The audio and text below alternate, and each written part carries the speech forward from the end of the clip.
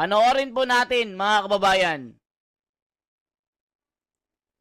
SOP collections sa Bureau of Customs na umabot sa 11 billion pesos.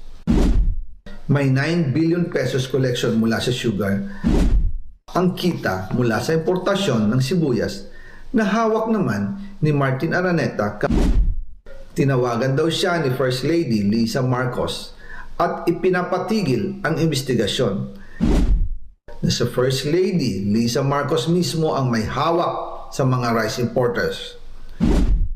Dahil pala sa dami ng SOP at remittance na ipinapasa sa bawat transaksyon.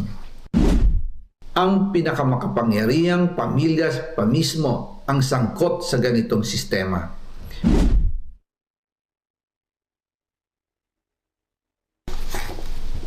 Ngayon naman po, tungkol sa kampanya nitong 2020,